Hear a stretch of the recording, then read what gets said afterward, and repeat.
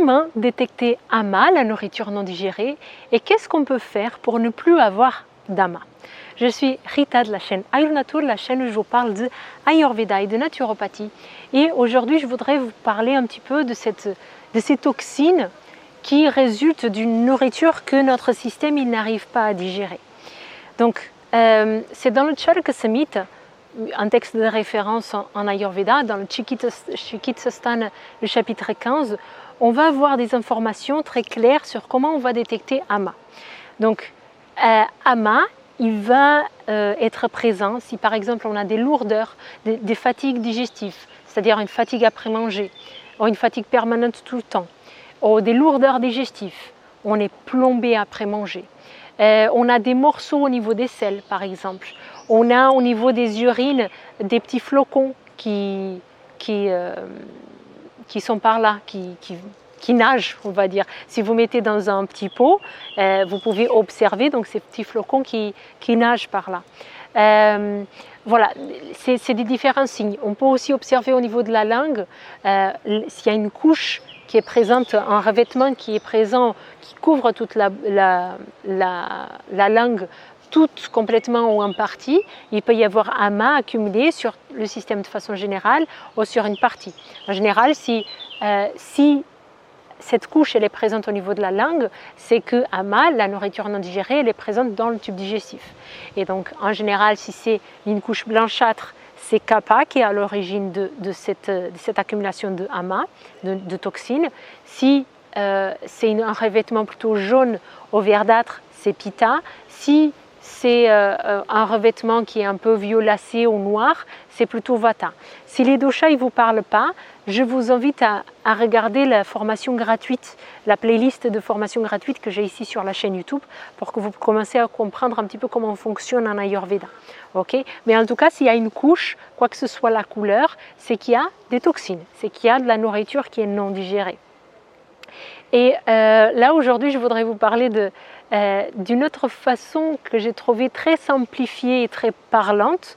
En fait, on a été récemment dans le stage en présentiel de mes élèves de la formation professionnalisante en Ayurveda, donc pour les élèves qui souhaitent devenir des thérapeutes, qui font de la formation pour devenir thérapeute en Ayurveda. Dans le stage en présentiel, un des enseignants, il leur a fait un petit rappel de qu'est-ce que c'est AMA et comment on détecte AMA. Et donc ils ont dit toutes ces choses-là qui sont dans le Charaka Samhita, c'est parce que c'est la façon dont j'ai d'enseigner.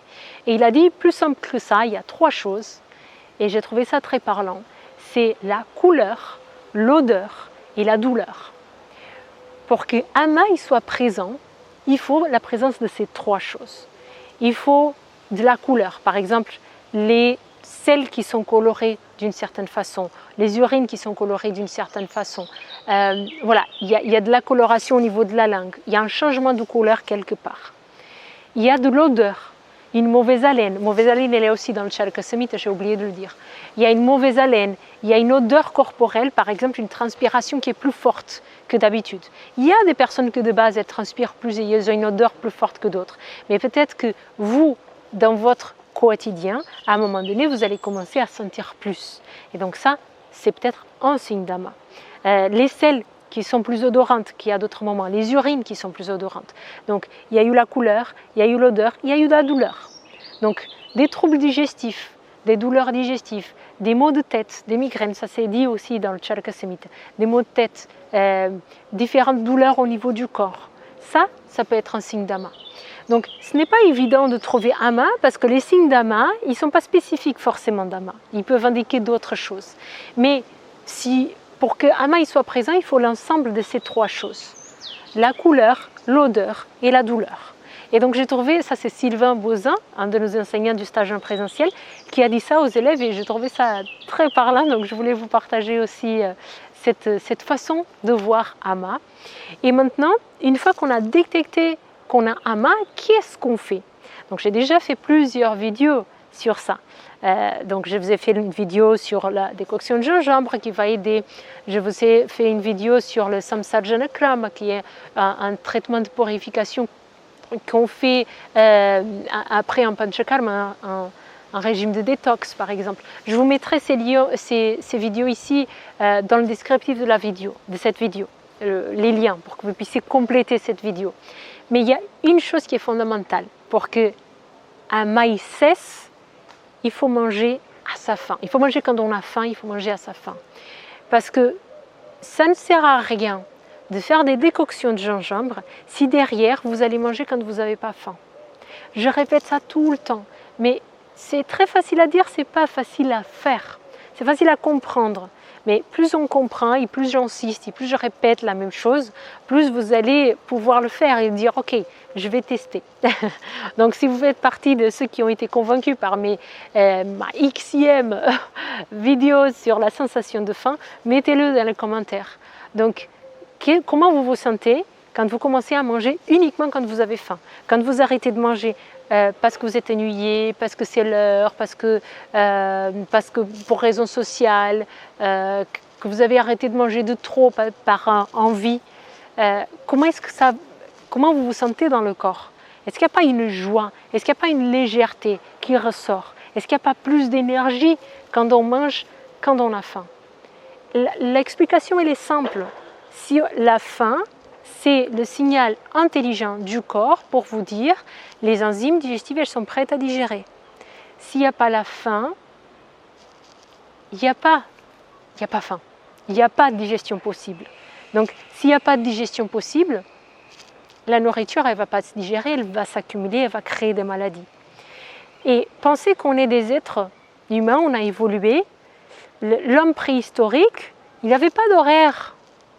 Donc on a évolué pendant des années dans le respect et dans l'écoute de notre corps. L'homme préhistorique, pour qu'il sache qu'il doit manger, il avait besoin d'avoir faim.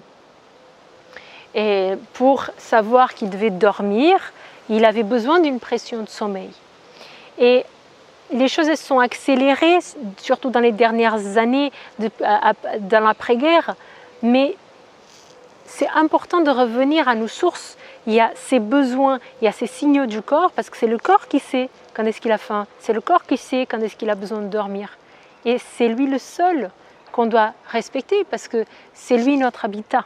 Et c'est notre copain, parce que c'est le seul corps qu'on a, et c'est le seul corps qu'on va garder jusqu'à la fin de nos jours. Donc il vaut mieux que cette machine intelligente qu'est le corps, elle continue à fonctionner, et pas qu'on commence à le saboter en mettant de l'essence à la place du gasoil. Parce que qu'est-ce qui se passe quand on fait ça? Ça ne marche plus le corps. Okay? Donc le nôtre de corps, il est peut-être plus performant qu'une voiture.